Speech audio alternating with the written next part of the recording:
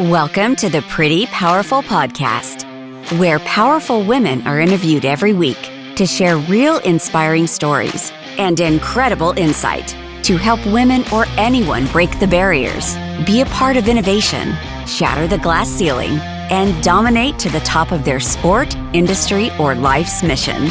Join us as we celebrate exceptional women and step into our power.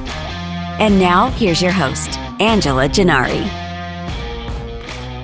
Hello, and thank you for joining us for another episode of the Pretty Powerful Podcast. My name is Angela Gennari, and I am here with my great friend, Tashia Stafford. Hi, Angela. Thank you so much for having me. This is an honor. I felt really honored when you was like, I want you on my podcast. I was like, really? I'd love to do your podcast. So thank you. Well, you are I love the name. Oh, thank you. I've always loved the name. Yeah, like Pretty Powerful is great. Y'all don't know this, but she is a very powerful and influential figure, and I am very, very blessed to know her and consider her a friend.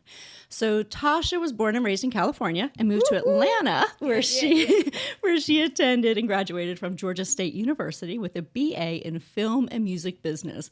And that is Tashia 1.0, which we're going to talk about later. Yes. So starting out as an intern at Sony Music in the A&R department, which, by the way, is huge, right? Yeah. Tashia quickly established a reputation for keeping things organized and having strong administrative skills. After college, Tashia caught the attention of the A&R director for Electro Records, who immediately hired her to join their A&R team in Atlanta. Huge booming market in the music industry. It was a prime time for that to happen, so that was a blessing. Yes. So after a few years, Tashia ventured out and began her own management and administrative company called Enlight Entertainment Services, Inc. Am I saying that right? Yes. Okay. And her first clients were two former producers for Sean Diddy Combs, with whom she worked behind the scenes on such projects as Faith Evans, Kelly Price, Destiny's Child, 112, and many others. So she has this impressive resume, and I could keep going on and on and on, but I'm just going to throw some names out here that you'll recognize. People like Michael Jackson, TLC, Pink, Whitney Houston, Usher, Justin. Scooter Braun, Chris Brown.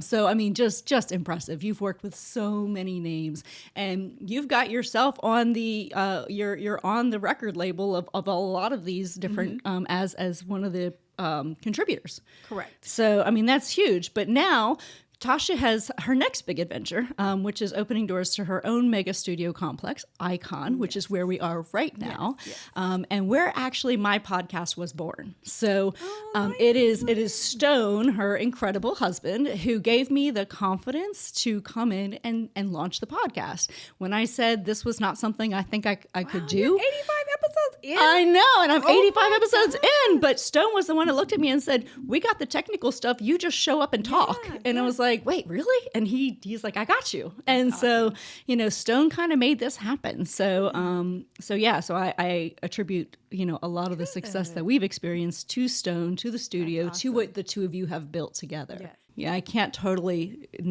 not bring up this subject. So you're talking about, you love Icon, and you guys have produced some amazing artists, and you still do, and you guys are moving the needle in the music industry.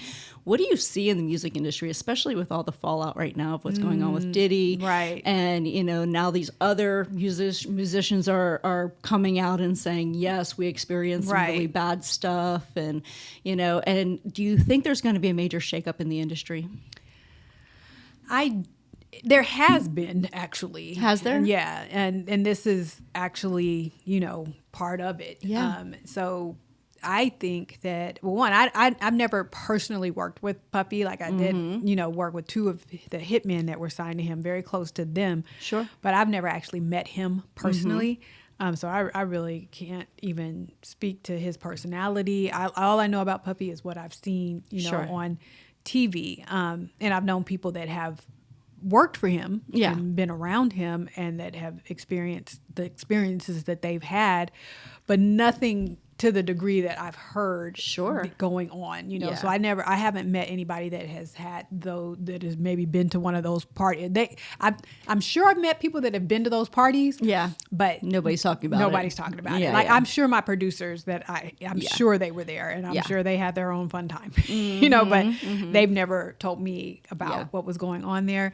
And I was never invited to a puffy party. So thank God. Yeah, exactly. Well, and I think because I might have sipped the Kool-Aid. That's right. Well, know, and I think people know who they can bring into their circle and who they can't, you know. Yeah, and I was so always who's going to probably- be receptive and who's not. Yeah. And they keep people out who, you know, would challenge them Right. on anything and like I'm that. sure I did give off a very business And I'm not messing around and playing the dumb energy. little games. Right. Yeah. I did. I was kind of known for that in the industry. So I didn't I've never had any of my clients try to hit on me or anything like that. Cause I never carried myself in a way that I would give anybody a clue or a hint that, hey, you know, maybe, you know, me and Stone aren't getting along right now. So, Right, you know, right. I never Yeah. talked to them about our problems or anything, you know, like that. So I all of my clients, which were 99% male clients, I'm still very close to and good friends with to this day because we just developed like this brother-sister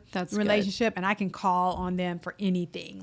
So like I have a whole tribe of just great guys, you know, that I can just call upon, you know, when needed. That's awesome. So I really didn't get involved in any of that, you know, and on purpose. Like I pulled myself out of the industry to carve my own path because I didn't like what I was seeing. I didn't want to have to lie. You know, I didn't want to have to cheat. I didn't want to, because that was what was happening. Like early on, I was being told to lie, you know, to do. And I was like, no, I'm not going to lie for you. You know, like I'm not going to mess up my reputation, you know, for you. And so that's when I was like, I can't do this, you know. So that's why I carved my own path. So well, I really and I think you were really experience. blessed to have Stone too, because you know, coming into this, knowing the two of you are in the industry together, it's an undateable situation. You know what I mean? Like people don't feel like they're going to have the opportunity to come in, right? And they knew I was married. Everybody knew I was married, and most people knew Stone because he worked for Sony, and then he worked for Jermaine, and he was a songwriter. So he had his own, you know, reputation in the business, and then, you know, so they knew we were a couple. Yeah, but you know, that doesn't stop. No, it doesn't stop people from being stupid. So yeah, because the industry is kind of, it's known for the impropriety, you know, like it's kind of known people for do that. sell their souls. Yeah, they do sell their souls to get in this industry, and they don't really understand what's behind the curtain of that. You know what I mean? And they don't understand that once they go down that rabbit hole, there's no coming back, you know, from that. And there's been a few people that have escaped from situations like that. I was actually watching something on Lauryn Hill last night and just understanding her story. And, you know, she started getting more into the space that we're kind of in now, understanding things. And so she was being called crazy and all of this stuff because she was stepping away from, you know, everything that was happening in the industry. And, you know, you see people like Jim Carrey now who is like, you know what, like all of that is not what, and even Will Smith just put out a little viral video, you know, saying that after having everything in the world, like I could buy anything I want, I could have any woman I want, I have kids. He was like, none of that makes me happy. None of that can make you happy. He was like, the only thing that happiness comes from within. Yes. The only person that can make you happy is you. And if you're looking for somebody else to make you happy, then you're never going to be happy. Right. And that's what most people are chasing. They're chasing this carrot. They're chasing this dangling golden carrot that and they think it's going to be given to them by another person. Right. And so that's it's tough because, you know, a lot of child actors, you know, are coming out and talking about Hollywood is just so corrupt. And, you know, like the music industry, like you see these people and you think that they've got it all, right? Like they have it all, right? But they're people. Right. At the end of the day, they're people, and sometimes they've had to sell their soul to get to what they want, and they have resentment and guilt for that, and sometimes they get depressed. Right, and, they're not even like really Robin happy. Williams, was a comedian, but so depressed. And you have these people, and we forget that they're just people. Right? They're just people. They have a different job. So much than we have. Expectations placed on them.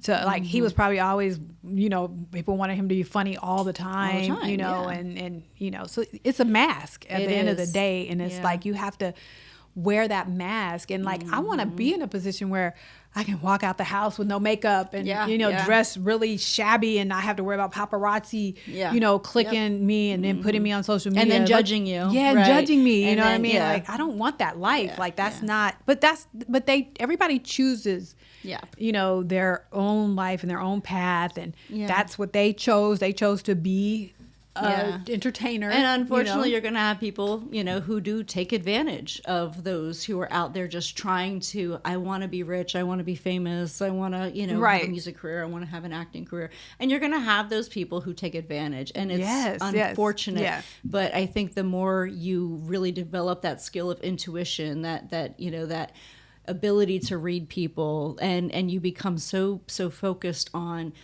positivity and positive energy in your life, you're gonna exclude those people. They're gonna be pushed out just because those people aren't gonna feel comfortable in your energy. Exactly. And that's what I want. I want evil people to be so uncomfortable around me that it makes them not want to be around. And that's fine. That's great. I always say the trash takes itself out, and so you want to be around people who are bringing good stuff to you.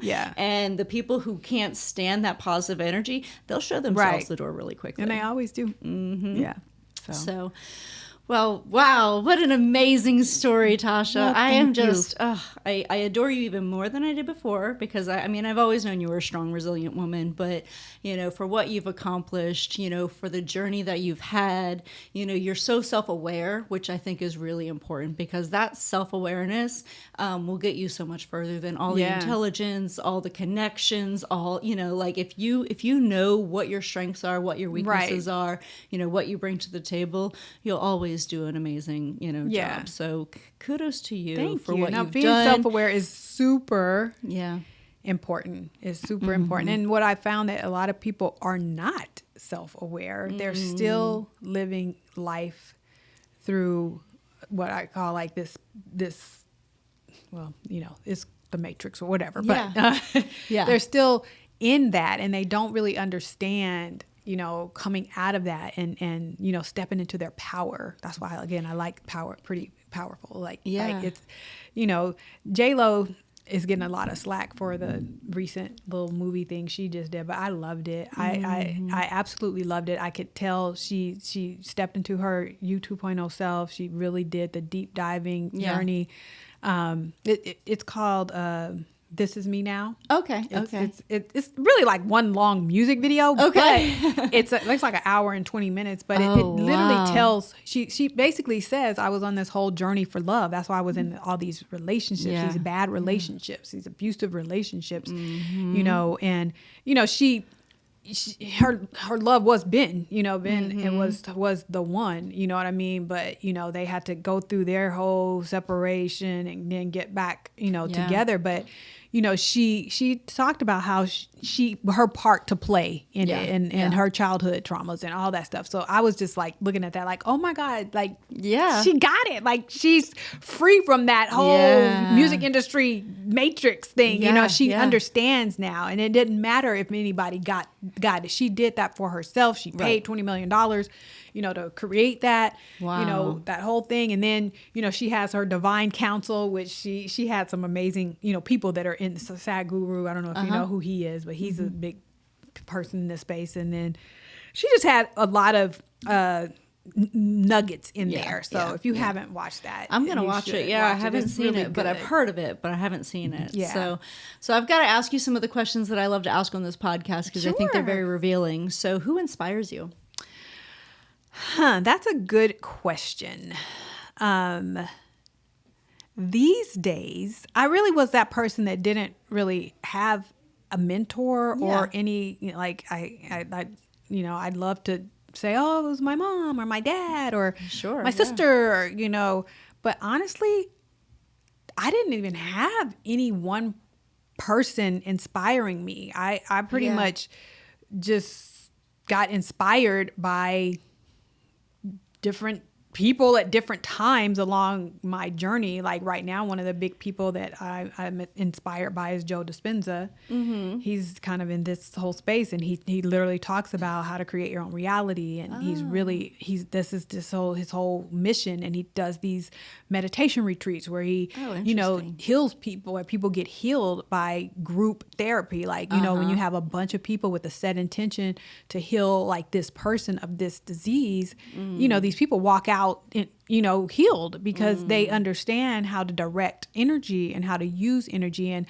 if you can come to earth and understand and learn how to manipulate energy, then you got the key to like how to create, you know what I mean? And that's what it's all about is manipulating energy, for the betterment of mankind, really, not all for yourself. And it's all about me. Because the other thing that I'm learning in this space now too is material things are becoming less and less important to me. Yeah. You know what I mean? Like they're coming less, I just want to purge my whole house. I just want to get rid of stuff because I was holding on to stuff, and that's control and it's fear. Like it's all rooted in control and fear. And the fear is, I'm going to need this one day. It's been 20 years. I haven't used it, but one day I'm going to use this old pot. You know what I mean? It's soup funny that you say that because I, when I'm trying to motivate myself to go clean my house and do yard work on a Saturday, I'll watch Hoarders, and so I'm like, yes, my house is not like good, this, right? But right. Listen, I still need to go mow the grass before I end up finding a car in it somewhere. But this Hoarders, it's so interesting because I always have a therapist on there, and almost every time it's rooted in fear. The reason they're holding on to all this junk. And sometimes it's literal trash. It's literal, like a trash, like a Cheeto, an empty Cheeto bag. Yeah, it's like, it's trash. And they're like, they have such anxiety of letting go because it's fear-based. Yeah, it's rooted in fear. Their need to hold on to things because they've lost something else in their life. And so this is the one thing they can control. Right. And say control, it's an out of control thing that they feel in control of. Yeah. So it's a fascinating And so show. part of that, like that helps to clear your mind. Like if you are dwelling in a place, that, and it's not, mine is more like in our storage room. You know what I mean? I got old Susie Orman tapes. You know what I mean? From like 20 years ago. And I'm like, I'm going to listen to that. Even though it's outdated information. I was about to say, none of that financial advice even relevant. Matters anymore. Right. So I'm like, why am I holding on to this? But I'm like, I paid $197 for this suitcase that's waterproof. Yeah. If a flood happens, all my financials are protected that aren't even in the suitcase. Right. So it's irrational. You know what I mean? So I'm like, why am I holding on to this stuff? So, but everything has energy. All of that stuff has energy and is taking up energy in your house. You know what I mean? And I got tons of clothes. All the closets have my clothes in it. I've kicked Stone out of all the closets. He got one little... He's got a drawer. Yes. And it's all my clothes. And that's selfish. Like, how selfish is that of me to take over all 3 bedrooms, closets, and kick him out of our own closet, and now he's got... So I'm just like, and it was like, I needed stuff. I might, this dress, I need to lose like 5 more pounds, and then this dress is going to look good on me. And I haven't worn that dress in 10 years. You know what I mean? But it's like, I can afford to buy another dress. I can afford to buy it, so it's, I don't know why, like I was holding on to stuff. But anyway, to answer that question right now, as I sit today, I would say Joe Dispenza is probably one of the biggest people in my life that I look at a lot of the videos that he's in, and I'm learning so much from this man right now in this space. So I really, love listening to what he has to say. That's amazing.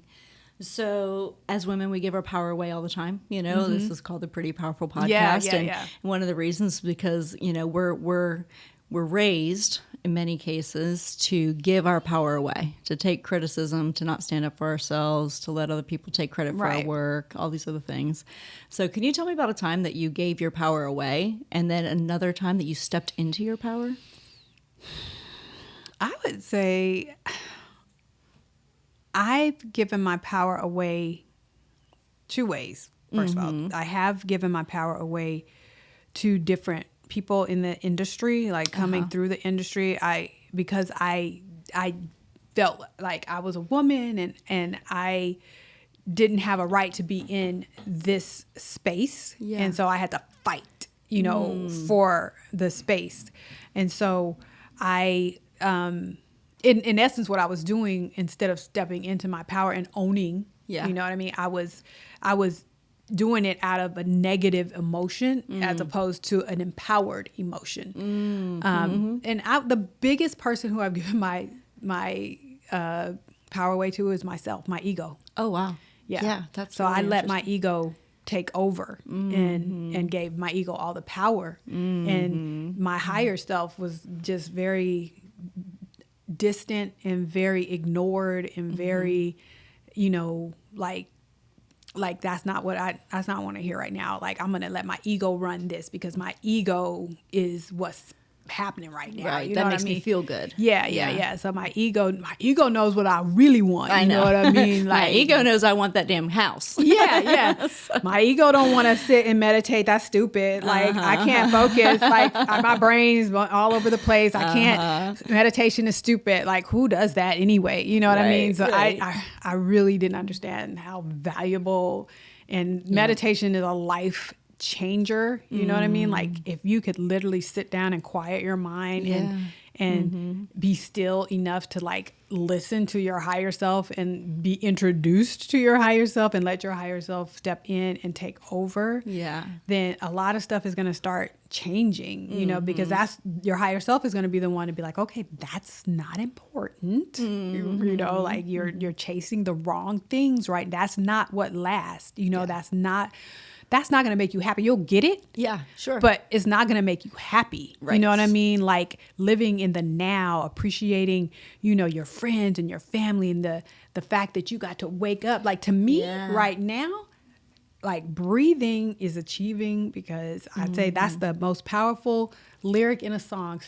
On one of Snoop's songs, he said, if you're breathing, you're achieving. Yeah. And in my case, because I was on a ventilator and I could not breathe for myself, when I do wake up and I can breathe freely, because when I had that ventilator down my throat, I was like, is this going to be forever? Like, am I going to be on this ventilator for the rest of my life? And like, even when it's out, am I going to be able to breathe normally again? Like, so all those things are going through my brain. So I just appreciate the fact that I can breathe. And then also, I was almost paralyzed from the neck down. So I'm happy to walk. So if I can get out of bed, like literally, I am so grateful. Like, and I get out of bed in the middle of the night to go to the bathroom. I'm like, I can walk. I can walk to the bathroom by myself. And so I'm more appreciative for the little things now. Cause it's like when those are almost taken away from you and you realize a car don't matter, a house does not matter, shoes, clothes, none of that matters.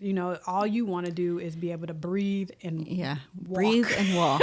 And drink. Like the fact that we have fresh water. Water is amazing. Like I was just telling somebody, you can manifest with water because water is conscious. Water is alive and conscious. And, there's been that study done where you could talk negatively to a bottle of water and it turns yucky. And then you could talk positively to some water and it just stays clear. So it's like the water is conscious. So like you can actually put an intention in water before you drink it and tell it every cell, system, and organ in my body, is functioning perfectly the way that it was intended to function. And you're going to go in and you're going to assist in that process. And I call it my healing serum and I drink it.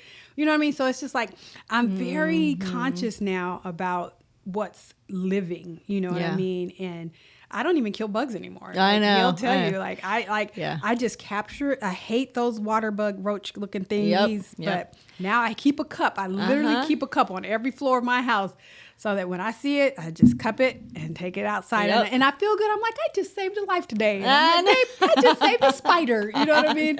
And a little ant. I'm like, look, I'm going to take this little, I'm going to let it crawl on my finger. And it makes me feel good. I'm like, I didn't kill that thing. Like, it has a right to live. Like, and I used to just go around smashing bugs and killing them. And like, you get out of my house. You don't belong in here. And I'm like, it's a little lost sentient being. He just lost his way. He lost his way, ended up on my kitchen floor. Yeah, poor baby. You know what I mean? So, but that's empathy. Yeah, That's like my heart was so hard before. Like it was calloused. It was just hard, and I didn't care about them stupid little bugs, and they're a nuisance, you know, to me. And people get out of my face, like, you know. So I've had to come full circle with all of that, and like heal my heart chakra, you know what I mean? Because that's what was calloused, you know, the most. And if you can't literally get past this heart chakra to get up through the rest of, you know, the energy centers, you get stuck. And most people are stuck in their root chakra, you know, just in survival mode and stuff mode. They're just stuck there, and they'll be there for the rest of their life because they don't even understand they don't even understand that their energy at the core. They don't even understand that when you die, your consciousness is still going to be here. It's going to, you know, it'll go wherever, but you don't die. You know what I mean? So like, you know, once you kind of understand that you have to work through these energy centers and, you know, to get through your crown chakra, and like that journey is fun and like, well, and that's why meditation is so important, because it gives you the ability to feel those things, right? Like you can feel that energy healing. So would you say Tasha 2.0 is the you stepping into your power? Exactly. Yeah. It is. So Tasha 2.0 is the enlightened. Yes, it's the enlightened. It's the version of you that is committed to building a legacy based on positivity. Correct. So that is awesome. Who I am becoming. And I've never read Michelle's book, but I am curious now about Michelle Obama's book called Becoming. I wonder what that's about. Yeah. Have you ever read it? I have not read it yet. Yeah, I do, because the title now strikes me, because it's like, I'm becoming that person. I'm stepping into my power, my true power, not what that ego-driven power, but the power that loves, the power that is actually wanting to be a force for good, the power that actually is trying to be on the service to others' path, the one that makes me feel good. You know what I mean? Like I love this space. I'm in love with this journey, you know, that I'm on.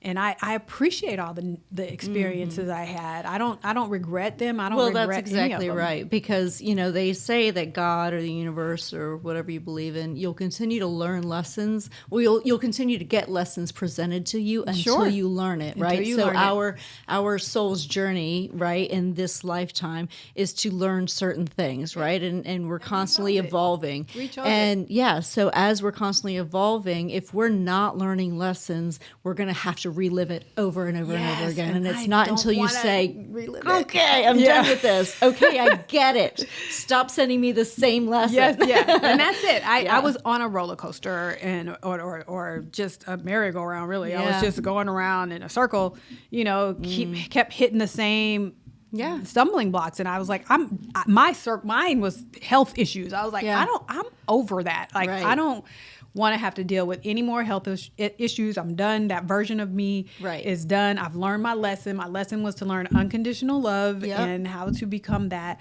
So I learned that lesson, and so I don't need to have another experience. It interesting that the first health issue you had was related to physical toxicity, and the second one was emotional toxicity. Right. It was the stress. So the first one was the water. The second one was the stress. So the toxicity. You know, sometimes that is put into our lives, and sometimes we create it within ourselves. Right.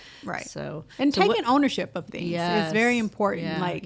Stop blaming. You know, people, circumstances. This person did that to me. Like we had a young man who sued us, you know, and hated him for that. You know what I mean? But I had never felt the emotion of hate before. So I appreciate him, you know, for letting me have that experience. And I don't hate him anymore. I mean, I love him. I'm like, thank you for actually letting me have the experience of hate, because I needed to know what that felt like so that I can the other end of the spectrum. Absolutely. Love. So my thing is, I appreciate that experience. We came through it. It was tough. We got through it. We had attorneys, you had insurance. So we came through fine. We didn't really lose anything. But it was annoying, and it, just the whole experience of it. But I'm like, what? I appreciate it now, because I'm just like, that happened for a reason. Yeah. And I contributed. Like, I could have diffused the situation. You know what I mean? I had choices, but I was too busy trying not to get got. Yeah. You know what I mean? And I was like, you're not going to get me. You know what I mean? How dare you, whatever, you know what I mean? So if I had to do it over again, I'd just be like, go the path of least resistance. Yep. Go with the flow. Yeah. You know what I mean? Because whatever, that person will get whatever is coming to them. It's not my place to try to help them experience whatever they got coming. You know what I mean? Because if they're going to do negative things and lie and cheat and steal, it's not my job. I don't have to feel like I should stop them. It's my job to stop them from doing that. Yeah. Because and it's not my job to get revenge. Like when people have done me wrong, and I've had people within my own company backstab me, and people are like, are you going to sue them? Are you going to, we're going to do this? Are you going to do that? Are you going to call the new company that they're with and explain to them what they did to you? And I'm like, no, that's their karma. And if I do something in retribution, then that's my karma. And so I'm going to let them go ahead and work their cycle through and just continue to do the right thing. Because if I go and do something back out of revenge, I've created my own karma, and that's I'm not doing that. I'm not going to let. I know. Yeah, I love it. So, what advice would you give to your 18-year-old self? Oh gosh, girl. Man, the advice that I would give to my 18-year-old self would be, do not lead with emotions. Because I did have a big anger issue. I led with anger. I led with, that was what I led with. And I didn't understand, back then, no one taught me, how detrimental, it was to lead, and live life through, based on how you're, just say whatever you feel and hurt people's feelings and not care if, tough love, that kind of thing. And just understanding, now that I know what I know, it would be to be kind, to, be a kinder, gentler soul. And what I didn't understand about myself is I'm influential, and I didn't realize the impact that I had on others. So like my mean words hurt worse than somebody else's mean words. That's because when I said it, people took it really to heart and took it personally, and I didn't know that I had that power. And so I was using, it was like a wizard that had a wand that was casting negative spells everywhere, you know what I mean, going around like you and you and you, and if I had it to do it over again, I would be the fairy godmother. You know what I mean? Use that wand for good. Use that wand. So I would use my wand for good. Okay. That's what I would tell my 18-year-old self. All right. So, Tasha, you're one of my favorite humans, and I've really, really enjoyed this. Thank you. I just know you're going to be so successful in everything that you do, because it's just who you are. But one more question that I have for you. Yeah. What do you wish more people knew? In life, or just in general? Oh, gosh. I wish people understood the laws of the universe. I wish people understood that, like, we're co-creating this life together, and all of the fighting and the negativity and the war, and people are just not getting, you know, that we are all in this together. Yes. And that our job is to elevate the consciousness of the planet, you know, and to raise the consciousness of the planet. And we can do that together. Is that happening yet? Society. I think it's starting to. I do think more people are becoming conscious of this space. And I do believe more people are becoming conscious and pulling back, you know, from like watching the news and being so caught up in the negativity of the thing that I'm really concerned about is the politics. I am concerned about America and the implosion of the political system. And like, I'm appalled right now that the candidates that we have, I'm just kind of like, is that it? That's it. We're America. That's where you found them. This is the best that America can do. And that is blowing my mind. I'm just like, what in the world is happening right now? Like, why we are supposed to be the most powerful nation in the world, and the best candidates we have are pushing 80 years old. You know? I'm just like, I'm not involved in politics anymore. I don't connect, but from what I am seeing, I'm just like, all the infighting and all the little, I do feel like there's too many old fogey stogies, in place, and they're not need a little really refresh. Yes, we do. We need government. a refresh and a reset. Yes. We need some new energy, permeating, through there. So that's really what I would love to see, a new, whole, fresh wave of energy coming in. And I just hope it's not too late. I really hope it's not too late. But I would want people to use their powers for good.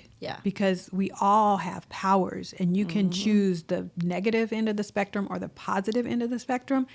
And so I would love to encourage people to understand that it is in your best interest to go the positive route and to really focus on eventually it's easy to say, oh, I'm going to be on the service to others path, but there's a whole clearing that has to happen before your heart can really be on that path. You can't be like, oh, I want to start a nonprofit so I can make, get some money and, be able to manipulate the system and, run money through my nonprofit, but not really pay all my family members. Right. But not really have a heart to actually do something good in the community. Like, so that's really what I would love to get. We all have powers. Good. I agree. So how can people find you and Charmed Visions? And this is a book. Charmed Visions is just charmedvisions.com. There is an app on iOS, and that's just under Charmed Visions. Or you can find me at Icon Studios, ATL. So either place. But I would love for everybody to have a vision for their life and to buy a Charmed Vision so that you can keep your vision in front of you and be encouraged and inspired all day long, because you will manifest your dreams. You have the ability and the capability to create whatever life that you want. And so that's what I would encourage everybody to do, to really focus and think about what it is that you want in this life, and don't be scared to go after it. Like, faith without works is dead.